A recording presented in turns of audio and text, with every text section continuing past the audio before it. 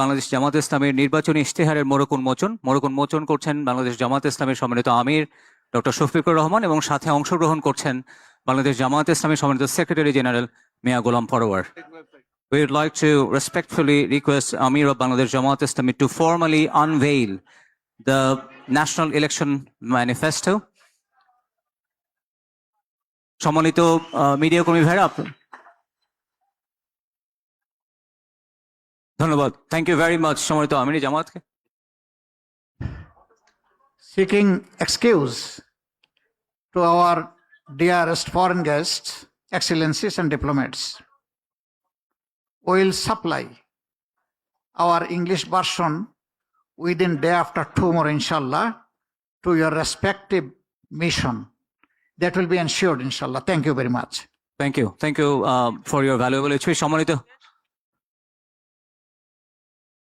সম্মানিত অতিথিবৃন্দ, আপনাদের সবাইকে একটু অনুরোধ করছি, আপনাদের সাথে যে টোকেন দেওয়া হচ্ছে সেখানে শেষে একটা কিউআর কোড আছে, আপনারা ওটা স্ক্যান করলে আমাদের নির্বাচনী ইশতেহারের বাংলা এবং ইংরেজি ভার্সন দুটোই পাবেন। I'd like to request honorable diplomats to scan the QR code that is given, a token that you have been given. Please go there and you can get the English version of National Election Manifesto. সম্মানিত অতিথিবৃন্দ, এই পর্যায়ে আমরা আমাদের ইশতেহারের মূল পর্বে চলে যাচ্ছি। সবাইকে বিনয়ের সাথে আসন গ্রহণ করবার জন্য অনুরোধ করছি। We now, honorable guests, ladies and gentlemen, now we'd like to invite your attention to the screen. At this point in the program, Bangladesh Jamaat Islami is going to present its election manifesto through an audio-visual presentation outlining the vision, priorities and communities offered to the nation ahead of the upcoming parliamentary election. We kindly request you to remain seated and attentive as we proceed with the audio-visual presentation of the election manifesto. আজ আমরা শুধু একটি ঘোষণাপত্র প্রকাশ করছি না। আজ আমরা ঘোষণা করছি আগামী 5 বছরের বাংলাদেশের পথচিত্র। একটি এমন বাংলাদেশের অঙ্গীকার যেখানে থাকবে ন্যায় বিচার, সুশাসন ও মানবিক মর্যাদা, যেখানে সরকার হবে জনগণের সেবক এবং জবাবদিহিমূলক প্রতিনিধি। এই লক্ষ্য সামনে রেখে আমরা প্রকাশ করতে চলেছি বাংলাদেশ জামায়াতে ইসলামীর নির্বাচনী ইশতেহার 2026। আমরা চাই এমন একটি বাংলাদেশ যেখানে মানুষ নিরাপদে বাঁচবে, মর্যাদার সাথে বাঁচবে এবং ন্যায় ও ইনসাফের সাথে এগিয়ে যাবে। এই অঙ্গীকার নিয়ে আমাদের নির্বাচনী ইশতেহারের নামকরণ করা হয়েছে নিরাপদ ও মানবিক বাংলাদেশের ইশতেহার। আমাদের ইশতেহারটি 10টি মূল বিষয়কে কেন্দ্র করে তৈরি করা হয়েছে। প্রতিটি বিষয়ই এক একটি স্তম্ভের মতো, যা আমাদের নীতির ভিত্তি এবং দৃষ্টিভঙ্গি নির্দেশ করে। আমরা যথাক্রমে রাষ্ট্রের সকল নাগরিকের সাথে সমস্বরে 5টি মৌলিক বিষয়ে হাঁ বলতে চাই, আর তা যথাক্রমে সততা, ঐক্য, ইনসাফ, দক্ষতা ও কর্মসংস্থান। যেভাবে কিছু বিষয়ে আমাদের অবস্থান স্পষ্টভাবে হাঁ এর পক্ষে, ঠিক তেমনি 5টি বিষয়ে আমাদের অবস্থান দ্ব্যর্থহীনভাবে না। আমরা শক্তভাবে না বলতে চাই দুর্নীতি, ফ্যাসিবাদ, আধিপত্যবাদ, বেকারত্ব ও চাঁদাবাজিকে। এই 10টি বিষয়ে আমাদের অবস্থান নির্ধারণ করে দেয় আমাদের দৃষ্টিভঙ্গি, আর এই দৃষ্টিভঙ্গিকে বাস্তবে রূপ দিতে বাংলাদেশ জামায়াতে ইসলামী আগামী 5 বছরের সরকার পরিচালনায় 26টি বিষয়কে অগ্রাধিকার দেবে। 1. জাতীয় স্বার্থে আপোষহীন বাংলাদেশ। এই স্লোগানের আলোকে স্বাধীনতা, সার্বভৌমত্ব ও জাতীয় স্বার্থে আপোষহীন রাষ্ট্র গঠন, ন্যাশনাল ইন্টারেস্ট। 2.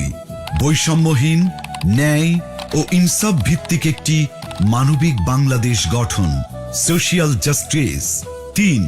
যুবকদের ক্ষমতায়ন এবং রাষ্ট্র পরিচালনায় তাদেরকে প্রাধান্য দেয়া, ইউথ ফার্স্ট। 4. নারীদের জন্য নিরাপদ, মর্যাদাপূর্ণ ও অংশগ্রহণমূলক রাষ্ট্র গঠন। 5. আইন শৃঙ্খলা পরিস্থিতির সার্বিক উন্নয়নের মাধ্যমে মাদক, চাঁদাবাজ ও সন্ত্রাসমুক্ত একটি নিরাপদ রাষ্ট্র বিনির্মাণ। 6. সকল পর্যায়ে সৎ নেতৃত্ব প্রতিষ্ঠা ও প্রাতিষ্ঠানিক সংস্কারের মাধ্যমে দুর্নীতিমুক্ত রাষ্ট্র গঠন। 7. প্রযুক্তি নির্ভর আধুনিক ও স্মার্ট সমাজ গঠন। 8. প্রযুক্তি, ম্যানুফ্যাকচারিং, কৃষি ও শিল্প সহ নানা সেক্টরে ব্যাপক ভিত্তিক কর্মসংস্থান সৃষ্টি। সরকারি চাকুরিতে বিনামূল্যে আবেদন, মেধার ভিত্তিতে নিয়োগ ও সকল ধরনের বৈষম্য দূরীকরণ। 9. ব্যাংক সহ সার্বিক আর্থিক খাতে সংস্কারের মাধ্যমে আস্থা ফিরিয়ে এনে বিনিয়োগ ও ব্যবসা বান্ধব টেকসই ও স্বচ্ছ অর্থনীতি বিনির্মাণ। 10. সমানুপাতিক পিআর পদ্ধতির নির্বাচন সহ সুষ্ঠু নির্বাচনী পরিবেশ তৈরি ও তত্ত্বাবধায়ক সরকার ব্যবস্থা শক্তিশালী করে সুসংহত ও কার্যকর গণতন্ত্র নিশ্চিত করা। 11. বিগত সময়ে রাষ্ট্রীয় পৃষ্ঠপোষকতায় হওয়া খুন, গুম ও বিচার বহির্ভূত হত্যাকাণ্ডের বিচার ও মৌলিক মানবাধিকার নিশ্চিত করা। 12.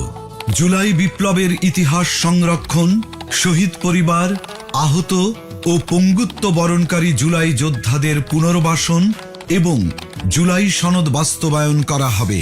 13. কৃষিতে প্রযুক্তির ব্যবহার ও কৃষকদের সহযোগিতা বাড়ানোর মাধ্যমে কৃষিতে বিপ্লব সৃষ্টি করা। 14. 2030 সালের মধ্যে সম্পূর্ণ ভেজাল মুক্ত খাদ্য নিরাপত্তা এবং 3-0 ভিশন, পরিবেশগত অবক্ষয়ের শূন্যতা, বর্জ্যের শূন্যতা এবং বন্যা ঝুঁকির শূন্যতা বাস্তবায়নের মাধ্যমে সবুজ ও পরিচ্ছন্ন বাংলাদেশ গড়া। 15. ক্ষুদ্র ও মাঝারি শিল্পের বিকাশের পাশাপাশি ভারী শিল্প প্রতিষ্ঠা, দেশি বিদেশি বিনিয়োগ বান্ধব পরিবেশ নিশ্চিতের মাধ্যমে ব্যাপক ভিত্তিতে শিল্পায়ন ও কর্মসংস্থান তৈরি। 16. শ্রমিকদের মজুরি ও জীবনযাত্রার মান বৃদ্ধি এবং মানসম্মত কাজের পরিবেশ, বিশেষ করে নারীদের নিরাপদ কাজের পরিবেশ সৃষ্টি করা। 17.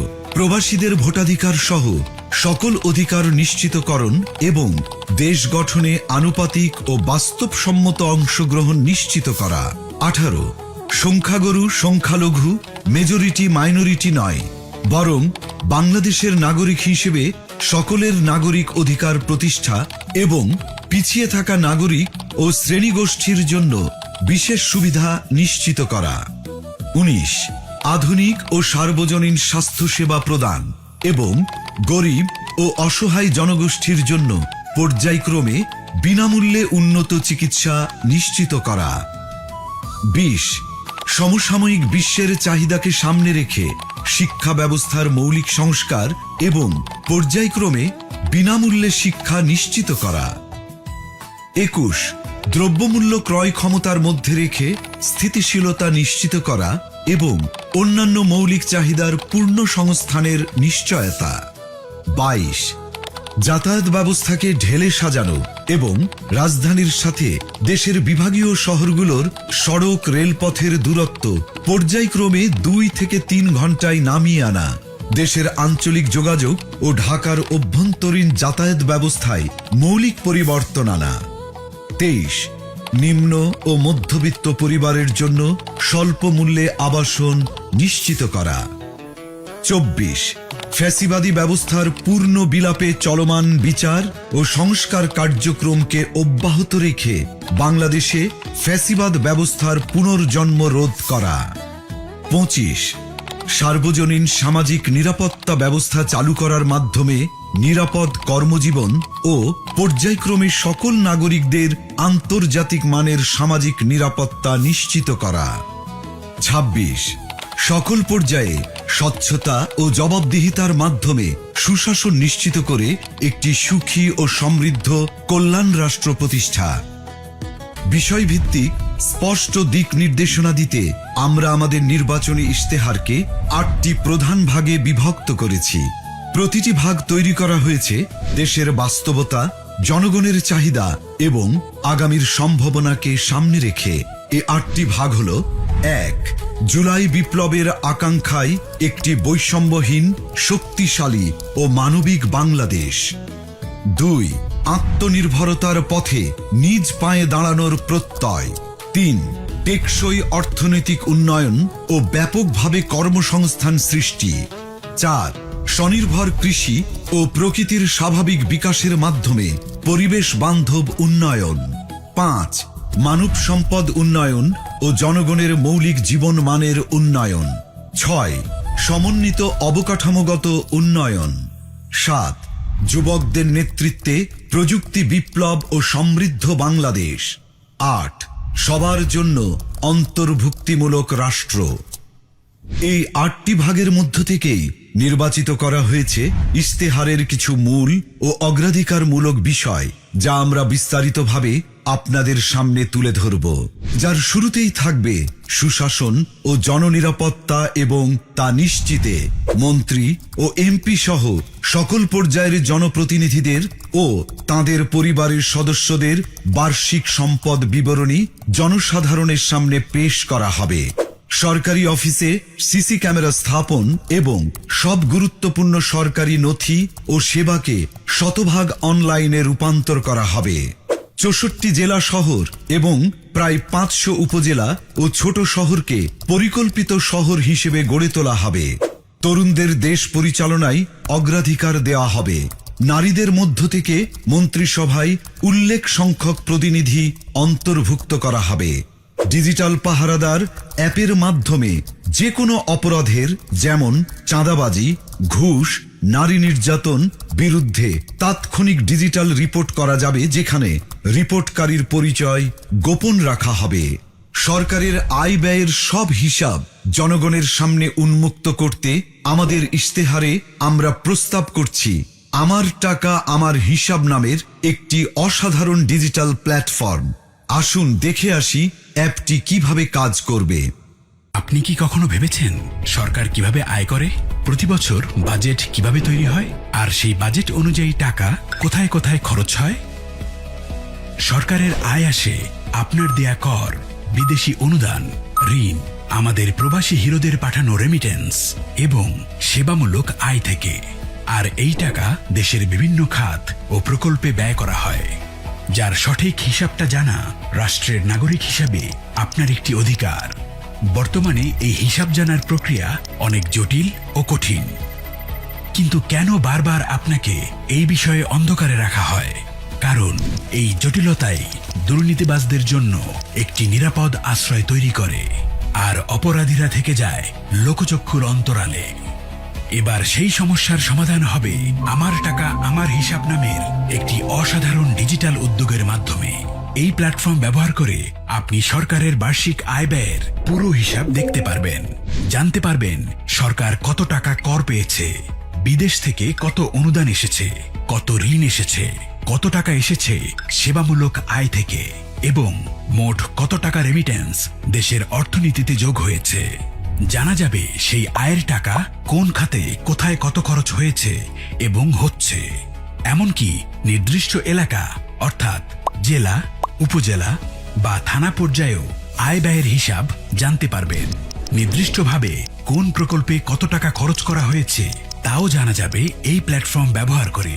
এই প্ল্যাটফর্মের মাধ্যমে ব্যয়ের কোনো অসঙ্গতি চোখে পড়লে আপনি প্রশ্ন করতে পারবেন, প্রয়োজনে অভিযোগও জানাতে পারবেন। এভাবেই আমরা সবাই নিজ নিজ জায়গা থেকে দেশের আয় ব্যয়ের প্রতি সচেতন হব। দেশের আর জনগণের কাছে সরকারের স্বচ্ছতা ও জবাবদিহিতা নিশ্চিত করতে পারব।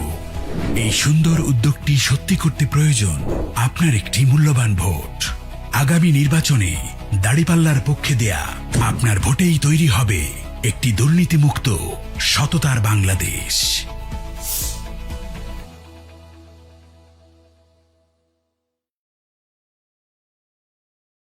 এর পাশাপাশি জননিরাপত্তা নিশ্চিত করার লক্ষ্যে চাঁদাবাজি, দুর্নীতি, সন্ত্রাস ও সামাজিক অপরাধ দমনে আমরা নিয়ে এসেছি ডিজিটাল পাহারাদার অ্যাপ। আসুন এখন অ্যাপটি সম্পর্কে আমরা বিস্তারিত জেনে আসি। প্লে স্টোর বা অ্যাপ স্টোর থেকে ডিজিটাল পাহারাদার অ্যাপটি ডাউনলোড করুন। আপনার ফোন নাম্বার দিয়ে রেজিস্ট্রেশন করুন। 6 সংখ্যার গোপন পিনটি সেট করুন। কোন ধরনের অভিযোগ দিতে চান তা সিলেক্ট করুন। অভিযোগের প্রমাণ সংযুক্ত করার জন্য ছবি, ভিডিও, অডিও রেকর্ড করুন অথবা মেসেজ টাইপ করুন। অভিযোগটি পূর্বে রেকর্ড করা থাকলে ছবি, ভিডিও, অডিও আপলোড করুন। আমি উপরের শর্তাবলী পড়েছি এই লেখাটিতে টিক মার্ক দিন, তারপর জমা দিন বাটনে ক্লিক করুন। অভিযোগের 24 ঘন্টার ভেতরে দ্রুততম সময়ে ব্যবস্থা গ্রহণ করা হবে। আপনার অভিযোগটির অগ্রগতি অ্যাপটির মাধ্যমে ট্র্যাক করতে পারবেন। অভিযোগটির সর্বশেষ তথ্য আপনাকে SMS এর মাধ্যমে জানানো হবে। চাঁদাবাজি এর পাশাপাশি দুর্নীতি, ঘুষ, মাদক, সন্ত্রাস, বুলিং বা ইফটিজিং ও অপহরণ সংক্রান্ত অভিযোগ দিতেও অ্যাপটি ব্যবহার করতে পারবেন। অভিযোগকারীর নিরাপত্তা নিশ্চিত করার জন্য পরিচয় গোপন রাখা হবে। এখন আমরা আলোচনা করব অর্থনীতিকে শক্তিশালী করতে আমাদের প্রস্তাবিত কর্মপরিকল্পনা নিয়ে। 2040 সালের মধ্যে আমরা বাংলাদেশের অর্থনীতিকে $2 ট্রিলিয়ন উন্নীত করব, যেখানে মাথাপিছু আয় দাঁড়াবে $10,000। কর্পোরেট ট্যাক্স পর্যায়ক্রমে 20% এর নিচে নামিয়ে আনা হবে। বাংলাদেশের সকল ইসলামী ব্যাংক ও বীমা খাতের বিকাশে সহায়তা করা হবে। বিদেশে পাচারকৃত অর্থ ফেরত আনার লক্ষ্যে কার্যকর ব্যবস্থা গ্রহণ করা হবে। করমুক্ত আয়ের সীমা ক্রমান্বয়ে বৃদ্ধি করে 6 লাখ টাকা পর্যন্ত উন্নীত করা হবে। অর্থনৈতিক কর্মকাণ্ড গতিশীল করার মাধ্যমে জিডিপি প্রবৃদ্ধির হার ক্রমান্বয়ে 7% উন্নীত করা হবে। আমাদের ইস্তেহারের আরেকটি অন্যতম প্রধান অগ্রাধিকার যুব সমাজ ও কর্মসংস্থান, কারণ বাংলাদেশের এই তরুণদের দক্ষ ও কর্মক্ষম করে তুলতে পারলে বাস্তবায়িত হবে সমৃদ্ধ বাংলাদেশের স্বপ্ন। 5 বছরে 1 কোটি তরুণ তরুণীকে দক্ষতা ও প্রযুক্তি নির্ভর আন্তর্জাতিক মানের প্রশিক্ষণ দেওয়া হবে। কর্মসংস্থান না হওয়া পর্যন্ত ন্যূনতম 2 বছরের জন্য শিক্ষিত বেকারদের মাসে 10,000 টাকা করে কর্জে হাসানা সুদমুক্ত দক্ষতা উন্নয়ন ফি দেওয়া হবে। দক্ষতা যেমন বিদেশি ভাষা, আইটি, কম্পিউটার মেগা উন্নয়ন করলে কলেজ থেকে বিশ্ববিদ্যালয় পর্যন্ত প্রতি ছাত্রকে ফি প্রদান করা হবে। দক্ষতা প্রকল্পের মাধ্যমে সরকারি ব্যবস্থাপনায় জেলাভিত্তিক human skill development zone SDZ গঠন করে বিনামূল্যে প্রয়োজনীয় প্রশিক্ষণ প্রদানের মাধ্যমে যুব সমাজকে দক্ষ মানব সম্পদে রূপান্তর করা হবে। আসুন দেখে আসি দক্ষতা অ্যাপটি কিভাবে কাজ করবে। দক্ষতা অ্যাপটি প্লে স্টোর বা অ্যাপ স্টোর থেকে ডাউনলোড করো অথবা ওয়েবসাইটে ভিজিট করো। নির্ধারিত ফর্মে পরিচয়, ঠিকানা, শিক্ষাগত যোগ্যতা এবং পছন্দের দক্ষতা সিলেক্ট করো ও অন্যান্য তথ্য দিয়ে রেজিস্ট্রেশন করো। অ্যাপ থেকে কনফার্মেশন পেজে দেওয়া তথ্য অনুযায়ী নির্ধারিত তারিখে ও স্থানে প্রয়োজনীয় সকল কাগজপত্র সহ উপস্থিত থাকো। নির্ধারিত স্থানে বিশেষজ্ঞদের পরামর্শে তোমার প্রশিক্ষণের বিষয় নির্ধারণ করা হবে এবং তোমার ভর্তি প্রক্রিয়া সম্পন্ন করা হবে। প্রশিক্ষণের সময়ে প্রশিক্ষণের খরচ, থাকা খাওয়ার খরচ এবং সম্মানী সরকার বহন করবে। প্রশিক্ষণ শেষে চাকুরি, ক্ষুদ্র ব্যবসা, বিদেশ গমন ও অন্যান্য কর্মসংস্থানের উদ্যোগ গ্রহণে সরকার সহযোগিতা করবে। দক্ষতা অ্যাপের মাধ্যমে তুমি শিখবে এবং শিখতে শিখতেই শুরু হবে তোমার কর্মজীবন। বাংলাদেশ জামায়াতে ইসলামী বিশ্বাস করে নারীর সম্মান ও নিরাপত্তা সমাজের নৈতিক ও সামাজিক উন্নয়নের মূল ভিত্তি। তাই সুষ্ঠু কর্মপরিকল্পনার মাধ্যমে আমরা তাদের সুরক্ষা, মর্যাদা ও সমান সুযোগ নিশ্চিত করতে চাই। নারীর সম্মতি অধিকার রক্ষায় সম্মতি সুরক্ষা কমিটি গঠন করা হবে। নির্যাতিত নারীর সকল প্রকার আইনি, মানসিক, আর্থিক সহায়তার জন্য প্রতিটি জেলা সদর হাসপাতালে ওয়ান স্টপ ক্রাইসিস সেন্টার স্থাপন করা হবে। কর্মক্ষেত্রে ডে কেয়ার সেন্টার উল্লেখযোগ্য পরিমাণে বাড়ানো হবে। নারী চলবে নির্ভয়ে লক্ষ্য বাস্তবায়নে 1. নারীদের জন্য আলাদা বাস সার্ভিস পিক আওয়ারে। 2. গণপরিবহনে সিসি ক্যামেরা স্থাপন। 3. মেট্রো রেলে আলাদা কম্পার্টমেন্ট চালু। 4. ইমার্জেন্সি কল নম্বর চালু করা ও 5. নারীর নিরাপত্তায় ইমার্জেন্সি সেল স্থাপন সহ আরো অনেক কিছু। আমার আয়ের সংসার প্রকল্পের মাধ্যমে গ্রামীণ নারীদের কর্মসংস্থানের সুযোগ সৃষ্টি করে স্বাবলম্বী করা হবে। এবার আমরা জানাবো আমাদের আয়ের সংসার প্রকল্পের মাধ্যমে কিভাবে নারীদের স্বাবলম্বী ও উৎপাদনশীল করা হবে।